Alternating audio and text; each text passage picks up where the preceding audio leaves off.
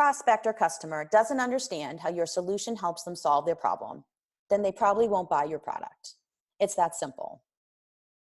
A great way to help your customer understand what you do is to understand all the possible competitors in your space and what they offer and how your solution is different. We sometimes don't realize that our customers have a number of choices every day, and understanding all of their options can help you reverse engineer how they make a decision.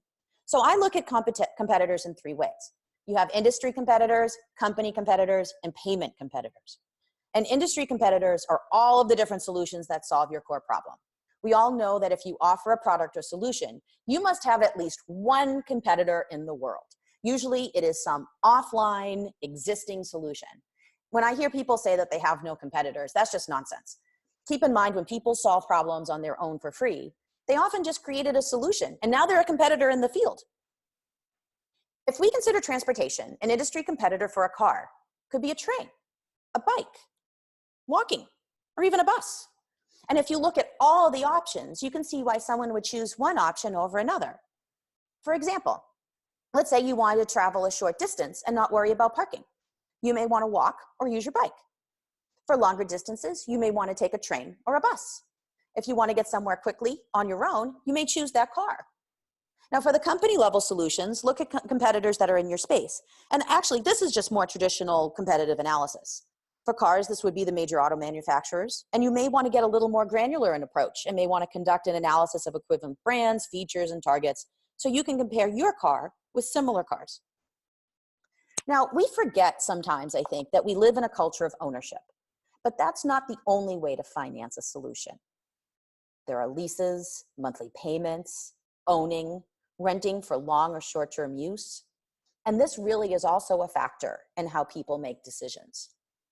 People may decide to purchase a car or lease it for a few years, a few weeks, a few hours, or even do a car share.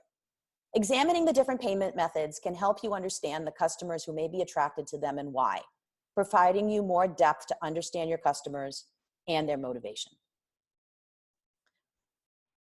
Why aren't people solving this problem now?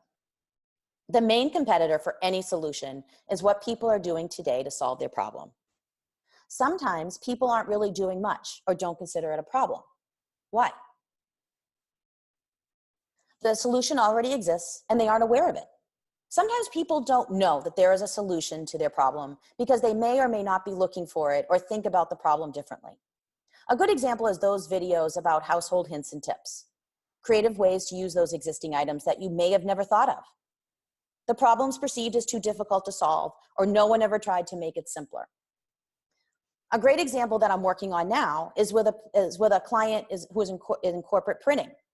If you want a custom print job done, there are many, many touch points in the process to create anything from a brochure to an annual report. And people don't look for an automated digital print solution because it has always been perceived as complicated. They gave up. And in building this solution, I can see why many tried and gave up. It's a difficult problem and hard to keep simple. The problem is not high on the priority list to solve.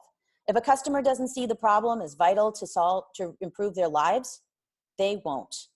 And reasons could be personal priority conflicts, being too expensive, or requiring too much time to implement and learn to use. Now, this raises the issue of value and worth. And let's start with their definition.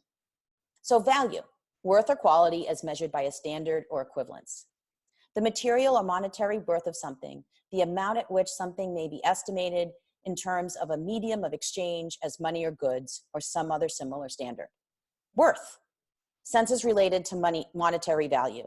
The material or monetary value of something, the amount at which something may be estimated in terms of a medium of exchange, such as money or goods. Both of these definitions are from the Oxford English Dictionary. But if you notice, the two words have recursive definitions, making discussing either very, very difficult. We falsely assume that they're related to money, but money is only a small part of the purchase equation. Customers purchase products because they have high priority problems that they need to solve.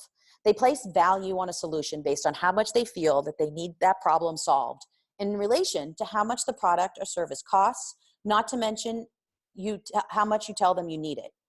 They want to know what value the solution will add to their lives.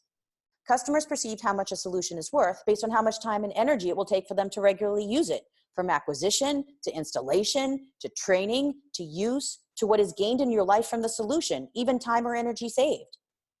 They don't care how much it costs the company to create, produce, support, or sell it. The value and worth of a product is based on what it means to the customer and how it will improve their life.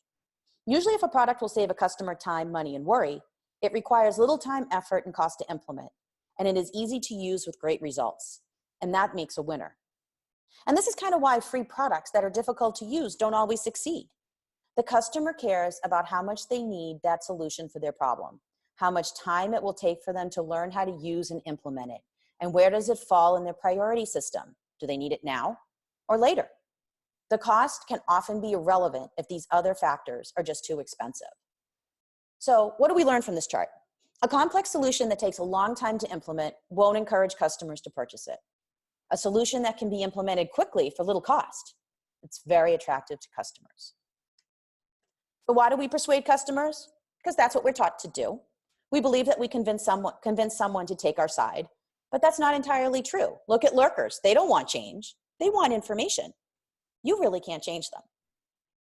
It may be easier to clearly communicate your problem and solution and emotionally connect to customers who have the problem you solve and need your solution, rather than convincing existing customers or prospects who have no interest.